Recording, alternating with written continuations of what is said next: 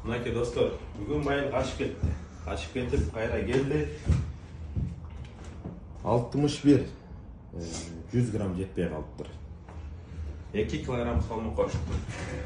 Көкроза жептер, самсы жептер, шаурма жептер, соғы жептер. Дағы не жедім?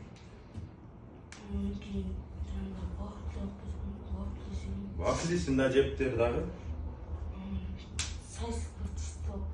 Сайсқа честі. Bir gün үшін барын жеп батып салдың ғой. Дағы не жедің?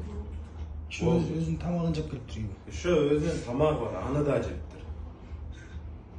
Емнеге кетіп қаласың, емнеге кетіп қалдың ғой. Залды көрдім, залдың алына чейін такси алып барып тұр ғой. Залды көріп ақырайын кетіп қалбайсың бар көрсей. Ағай айтпады өлі сақ, құрсағың ачып отыр, емнейіні қалып отыр. Организм алып берейін. Бирок эмне ошону азастан жесең болот да байел.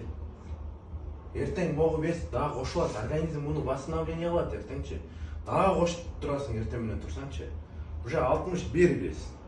Уже кече сурасам бул 58ге түшүп калдым уже деген. Сурабы кече 58-ин ичине түшүп калдым дедиң мен? Бүгүн 61 да, Кийин. Бүгүндөн баштап залдан чыкпайсың болду. Эртеңден баштап 2 мал, 3 мал тренировка кыласың, түшүндүңбү? Болду, ий. Урматтуу достор, мынакей алдыда көргөн видеону көрдүңүздөр, Жаңы эле ошо таксиге салып, экинчи залга жеткирип, кийинки залыбыздан, Атыналиевдеги залыбыздан машыгып келсин, кичине болсо да ар жак бер жак аласың деп таксиге жөнөттүк эле. Жетери менен ошол таксист же ким белгисиз да. Күнүгө какшап айтып атам. Урматтуу достор, эчтеке алып бербей келечи. Бардыгы бар го. Бүт бардыгы бар. Кийимин алып берип атабыз, тамагын алып берип атабыз. Бул мээнеттин бардыгычы ушунчалык күйүп кетесиң да. Жөн эле мындай бир воздухка кетип атат.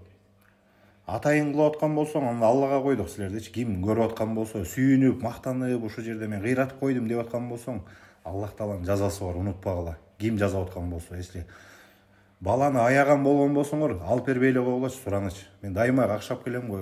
Каждый раз. Эмне мынча кайталап атасыңар? Туугандар, сиздер тамак алып берип, бул нерселердин бардыгын аябап аткан болуп, кичине эле сезимиңер пайда болуп атпайбы? Мен мунун келечегин, өмүрүн ойлоп атам. Сиздер ошону ойлосоңуздар, ушул балага жардам бериңер келе турган болсо, анда тамак алып бербегиле, сураныч. Бул оору, муну силер түшүнө албайсыңар.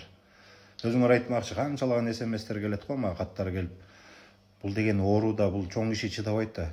Конечно, чоң киши чыдабайт, но бул нерседен өтүш керек. Өтпөсөң, мен азыр эртең кой бере турган болсом, бул баланы 1 айда баягы весине барат.